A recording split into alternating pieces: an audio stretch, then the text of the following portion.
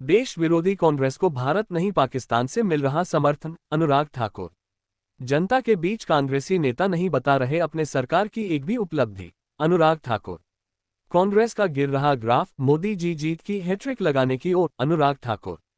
9 मई 2024, हिमाचल प्रदेश। केंद्रीय सूचना एवं प्रसारण और युवा एवं खेल मामलों के मंत्री श्री अनुराग सिंह ठाकुर ने हिमाचल में चुनावी सरगर्मी के बीच कहा कि आज कांग्रेस के नेता लोगों से वोट मांगने जा रहे हैं तो अपने 15 महीनों की सरकार की एक भी उपलब्धि नहीं बता पा रहे हैं। कांग्रेस का कार्यकर्ता आज बुरी तरह से हताश और निराशा है क्योंकि उन्हें कांग्रेस की झूठी गारंटियों से उत्पन्न जन आक्रोश का सामना करना पड़ रहा है। श्री अनुराग ठाकुर आज चुनाव प्रचार हेतु हमीरपुर संसदीय क्षेत्र के कुटलैहड़ और नादौन मंडल में थे। सर्वप्रथम उन्होंने कुटलैहड़ के थाना कला में आयोजित पन्ना प्रमुख सम्मेलन में भाग लिया और उसके पश्चात नादौन मंडल में 4 जनसभाओं को संबोधित किया।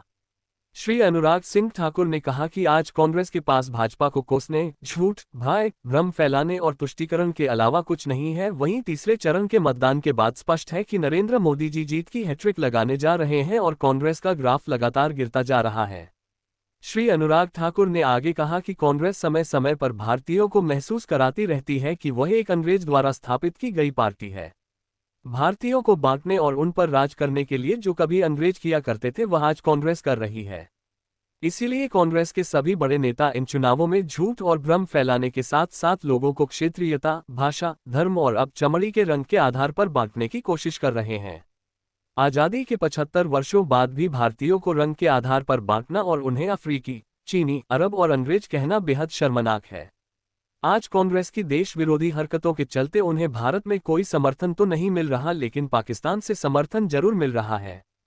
कभी कांग्रेस हमारे SC ST और OBC भाइयों का आरक्षण छीनकर मुसलमानों को दे देती है तो कभी भारतीयों की संपत्ति छीनकर अपने वोट बैंक को देने की बात करती है।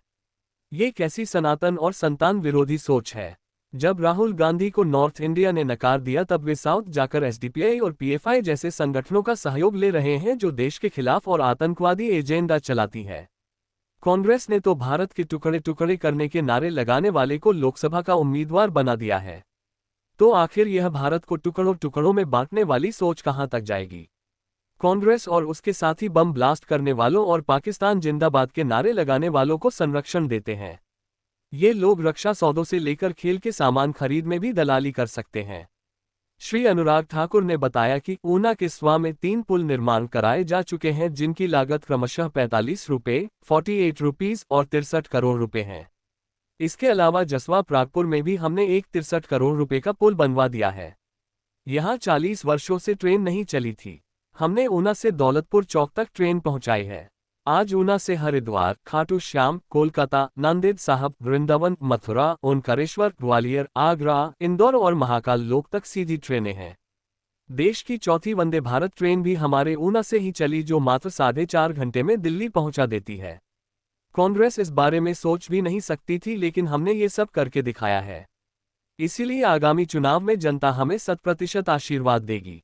इसके अलावा श्री अनुराग ठाकुर ने अपनी जनसभाओं में आगामी 1 जून को मतदाताओं से भारी संख्या में भारतीय जनता पार्टी के पक्ष में वोट कर हिमाचल की 4 सीटें और विधानसभा उपचुनाव की 6 सीटें भाजपा को देने का आग्रह किया।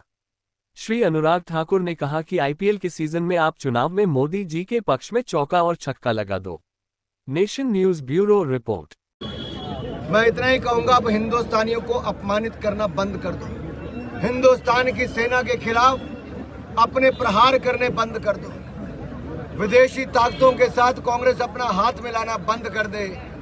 ये देश ने मन बना लिया है कि विकसित भारत बनाएंगे और संकल्प से सिद्धि तक लेकर जाएंगे, फिर नरेंद्र मोदी की सरकार बनाएंगे। थैंक यू सर, धन्यवाद।